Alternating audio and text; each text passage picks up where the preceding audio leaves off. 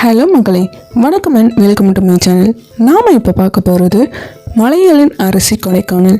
இயற்கையின் மடியில் அமைந்துள்ள மிகவும் சக்தி வாய்ந்த குறிஞ்சி ஆண்டவர் கோவில், அதாவது கொடைக்கானல் முருகன் கோவில் பற்றிய வரலாறு, சிறப்புகள், வழிபாட்டு நம்பிக்கைகள் அனைத்தையும் இந்த வீடியோவில் விரிவாக பார்க்கலாம். வாங்க வீடியோக்குள்ளே போகலாம். கோவில் அமைந்துள்ள இடம். இந்த கோவில் கொடைக்கானல் நகரத்திலிருந்து சுமார் 3 கிலோமீட்டர் தூரத்தில் பழனி மலைத்தொடரில் அமைந்துள்ளது. மேகங்கள் மிதக்கும் உயரத்தில் குளிர்ந்த காற்று வீசும் இந்த இடம் மனதிற்கு ஒரு தனி அமைதியை தருகிறது. கோவிலில் இருந்து பழனி மலை முழுவதையும் காணலாம். கோவில் உருவான வரலாறு. 1936ஆம் ஆண்டு லீடி ஃபாரஸ்ட் என்ற அமெரிக்கர் இந்த பகுதியில் குடியிருந்தார். அவரது தோட்டத்தில் வேலை செய்த தமிழர்கள் முருகன் மீது கொண்ட ஆழ்ந்த பக்தியால் ஒரு சிறிய குடிசை கோவிலாக முதலில் வழிபாட்டை தொடங்கினர். பின்னர் தமிழர்களின் ஒருங்கிணைந்த முயற்சியால் இந்த இடத்தில் ஒரு அழகான முருகன் கோவில் உருவானது. குறிஞ்சி ஆண்டவர் பெயர் வந்த காரணம். தமிழர்களின் 5 நிலங்களில் மலை நிலத்தை குறிக்கும் சொல் குறிஞ்சி.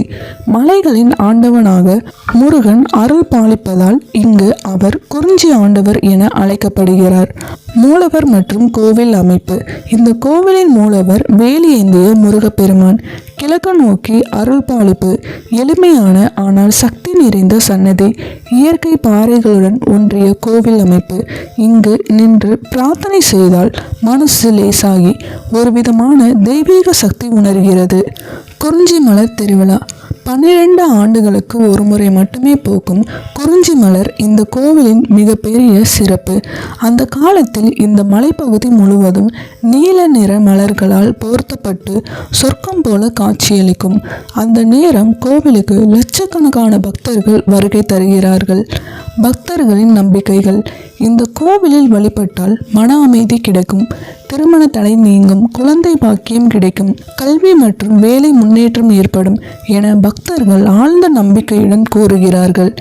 இயற்கையும் ஆன்மீகமும் ஒன்றாக கலந்து மனதை நிறைக்கும் ஒரு தெய்வீக இடம்தான் கொடைக்கானல் குறிஞ்சி ஆண்டவர் முருகன் கோவில். கண்டிப்பாக உங்கள் வாழ்க்கையில் ஒரு முறையாவது இந்த குறிஞ்சி ஆண்டவர் கோவிலுக்கு சென்று முருகனை வழிபடுங்க. கண்டிப்பாக உங்கள் வாழ்க்கையில் நல்லதே நடக்கும். இந்த வீடியோ பிடிச்சிருந்தால் லைக் பண்ணுங்கள், ஷேர் பண்ணுங்கள், சப்ஸ்கிரைப் பண்ணுங்கள். தேங்க்யூ.